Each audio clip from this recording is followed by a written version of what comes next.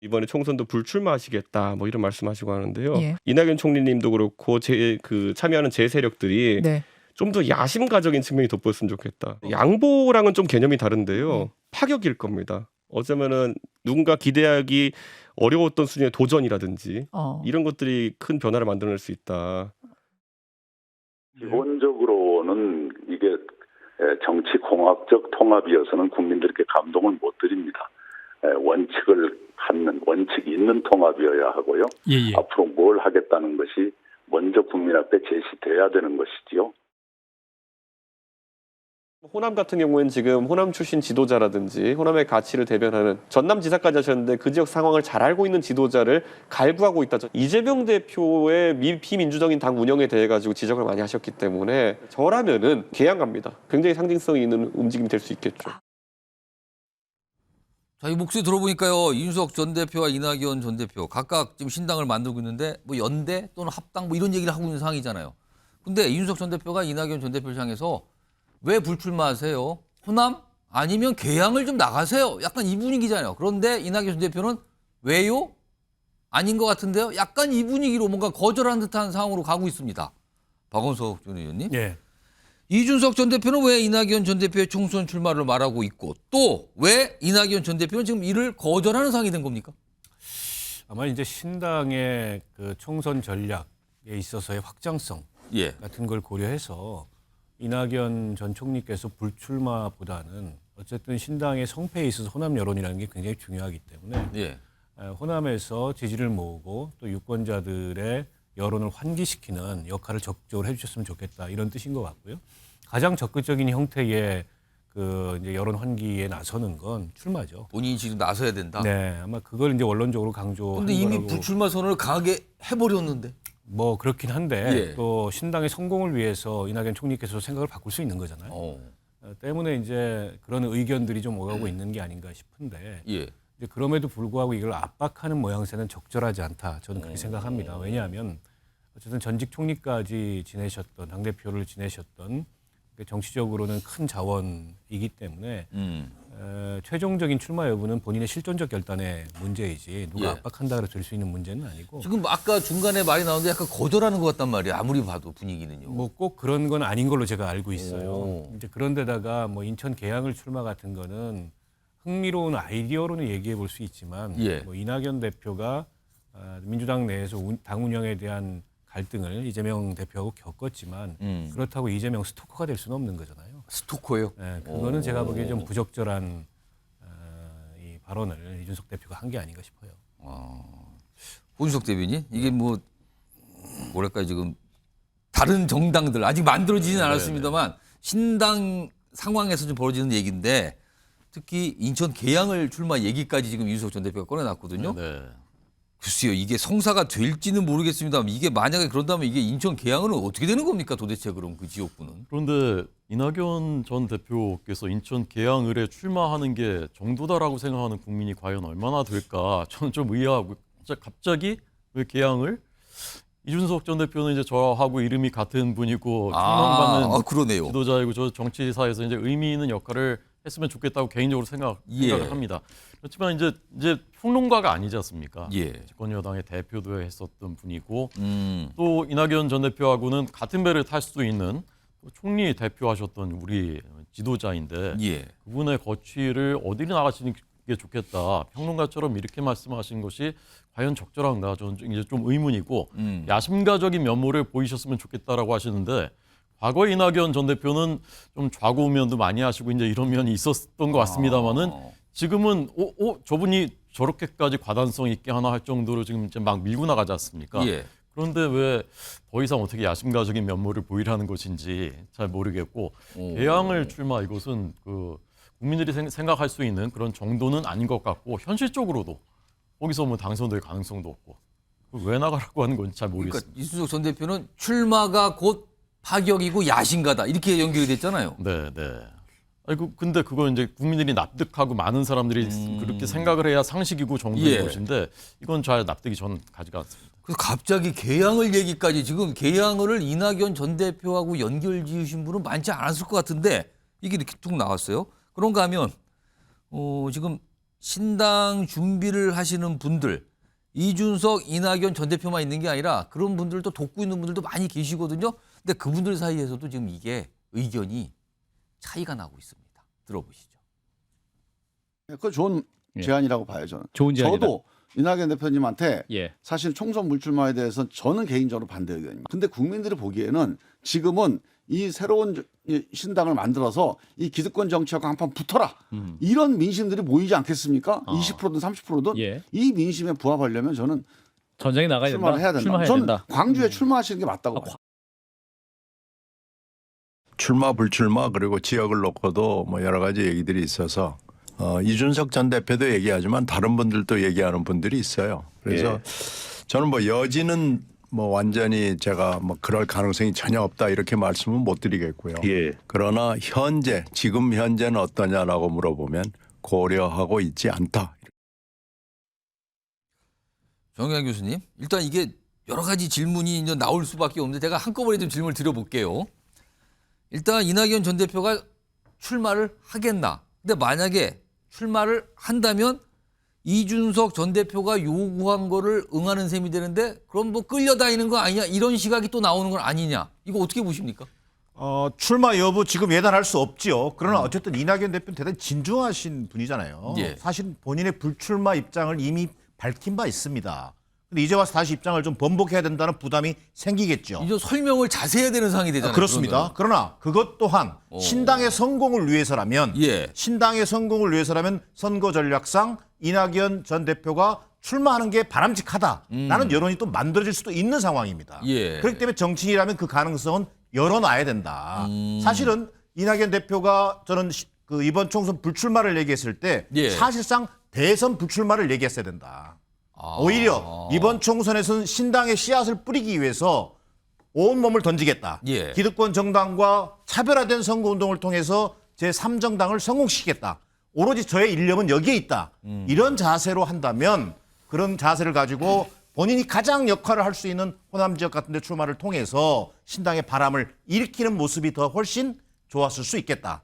자, 그러나 이준석 대표가 갑자기 인천 개항을 얘기하는 것은 예. 너무 이게 뭐랄까 공학적인 접근이기도 하고요. 예. 또 자칫 지금 신당 논의와 관련해서 주도권을 발휘하려고 하는 모습을 비칠 수 있다. 예. 자, 그리고 개항의 출마가 무슨 의미가 있습니까? 이번 총선의 시대 정신은 윤석열 정부 심판에 맞춰져 있습니다. 그 속에서 뭔가 기성정당과는 다른 제3정당의 깃발을 꽂아달라는 거거든요. 그런데 개항을 선거를 통해서는 그것을 만들어내기 어렵다는 점에서 이준석 전 대표의 저런 요구 자체가 신당 논의 자체를 삐걱삐걱하게 하는 그런 요인도 작동할 수 있다. 그런 측면에서 본다면 이준석 대표가 정말 평론가처럼 얘기하기보다는 진중한 선거 전략 예. 차원에서 충분히 고민한 뒤에 얘기하는 것이 맞아 보입니다. 제가 정기랑 교수님께 추가 질문 짧게 하나 더 드리면 이준석 전 대표 얘기를 곰곰이 잘 들어보면은요. 마치 이게 신당 간의 연대의 조건으로 내세우는 듯한 분위기도 분명히 느껴지거든요. 충분히 지금 신당이 아직 만들어지지도 않았습니다. 예. 5개 그룹이 각각의 정당의 형태를 갖추고 예. 아마 그 신당이 연대가 될지 하나의 정당으로 단일 깃발로 모이게 될지도 모르겠습니다만 그 과정에서 끊임없이 서로가 최소 강령에 합의하고 또 새로운 어떤 그 참신함을 보여주는 게 중요하지. 예. 지금 저런 식으로 하나하나의 조건 또는 뭐 이렇게 근거를 예. 제시하면서 문제와 어떤 이견을 넓히는 방식으로 제기되다 보면 신당 작업 자체가 예. 대단히 지지부진할 수 있다는 점에서 대단히 우려스러운 대목으로 보여집니다. 자, 이렇게 이준석 전 대표는 계속 이낙연 전 대표를 향해서 출마하세요. 광주로 가시든가 호남으로 가시든가 아니면 뭐 계양을로 가시든가 이렇게 얘기를 하잖아요. 근데 막상 본인이 어디 출마할지는 아직 얘기를 안 하고 있어요. 그 목소리 좀 들어보겠습니다. 지금 시점에서 비례는 검토하지 않고 있습니다. 당연히 저는 제가 지금까지 정치하면서 보수 정당에게 어려운 상계동을 돌파하려고 노력했던 것처럼 저는 누가 저를 바보로 갈지란다 하더라도 저는 어려운 도전을 하겠습니다. 지금 시점에서는 배제하지 않고 상계동도 당연히 가능합니다. 저든 이준석 위원장이든 안 비례대표 할 걸려드시네. 생각 없고 안 걸려드랍니까? 그거는 저희 이제 전략적으로 기밀입니다. 좀 더 진척된 얘기하시는 분들은 야 그럼 혹시 내가 가면 그 내지 옆 지역구에 뭐 이준석 대표 뭐 아니면 뭐 천하람 이렇게 셋이해서 어떻게 클러스터 짜는 것도 돼? 짜면 좋죠. 그런 식의 얘기들을 해요. 그렇기 때문에 저희가 이준석 위원장과 뭐 저희 주요 구성원들의 출마 지역은 조금 모호성을 유지하고 있습니다. 비싸게 강비구 변호사? 지금 천하람 변호사 지금 이제 신당 작업을 막 끌고 가고 있는 상황인데 모호성을 유지한다? 그리고 이준석 전 대표는 다 열어뒀다 그래요. 어디든 다 열어뒀다 그럽니다. 뭐가 질문이 나오면은. 근데 막상 본인은 명확하게 얘기를 안 하고 있단 말이에요. 이건 어떻게 보세요?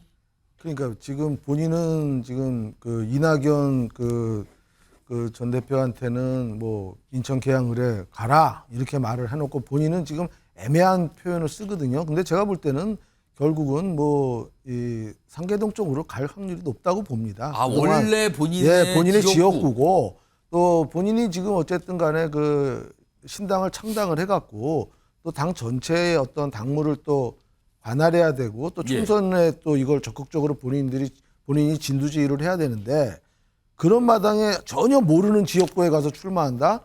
이거는 총선에서 본인 출마는 본인 당선은 포기하는 거죠. 결국은 그래서 그나마 그래도 그동안 자기가 다져왔던 그 노원구 상계동 쪽은 어차피 그 인맥도 다 있고 하니까 글로 출마할 가능성이 저는 매우 높다 이렇게 보고요.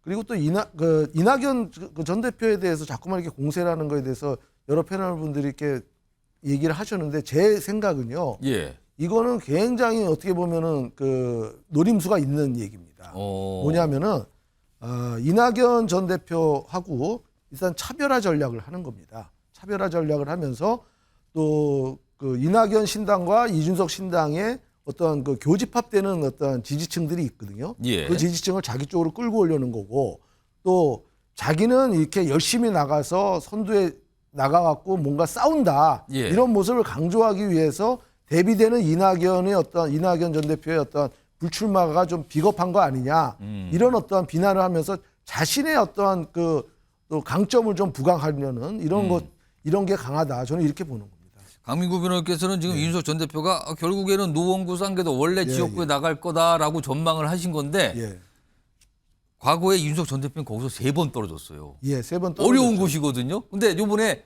많은 분들이 이준석 전 대표는 기필코 당선돼서 국회의원이 되려고 할 거다라고 하고 있거든요. 근데 이거 어려운 데 아닙니까?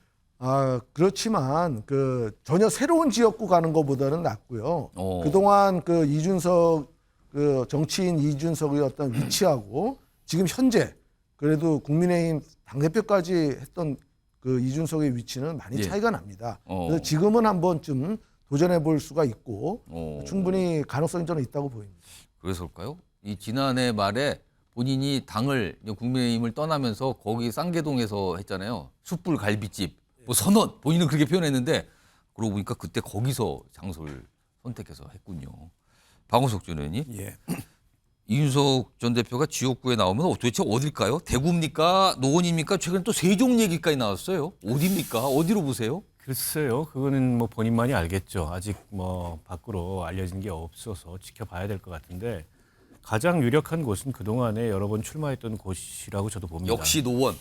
아무래도 이제 선거 준비에 여러 가지 필요한 요소들이 있는데 상대적으로 여러 번 출마했던 곳에서는 이제 그런 것들이 조금은 더 수월하게 만들어질 수 있고 물론 지금 이제 이준석 대표는 인지도는 전국 어디를 가나 아마 평균적으로 굉장히 높을 겁니다.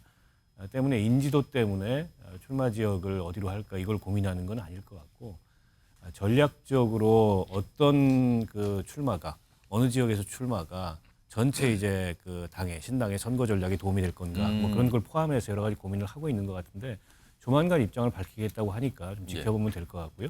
애초에는 대구에 출마하는 거 아니냐 이런 얘기가 많았습니다. 선배 대구 방문이 잦았거든요.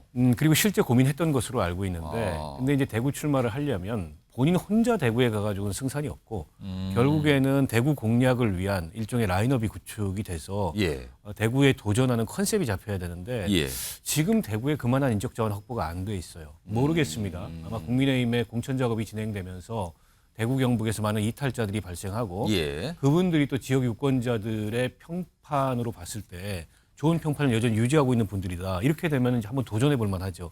그럴 경우에 이준석 대표가 아마 대구 출마의 가능성도 배제하기는 어렵다고 봅니다만 아직까지는 그럴 만한 그 대구 출마의 인적 자원 확보나 컨셉이 형성이 안 돼 있는 걸로 알고 있어요. 혹시 선거를 이끌 목적으로 비례대표 출마할 가능성도 있다고 보세요? 근데 그건 이미 뭐 본인이 부정했지 않습니까? 아, 그건 출마하지 부정했지 않는다. 근데 그렇게 따지면은 사실은 이낙연 전 대표는 불출마 선언을 한 상태인데. 그렇긴 한데 이제 예. 저 세대의 특징이 그 비례대표 출마 같은 거를 한 번 저렇게 선을 긋고 불출마를 했는데 그걸 번복했을 때 그 이상의 정치적 데미지를 얻을 수 있기 때문에 그거는 안 된다. 그런 선택은 안 할 겁니다. 이미 그거는 안 한다고 얘기를 했기 때문에 알겠습니다.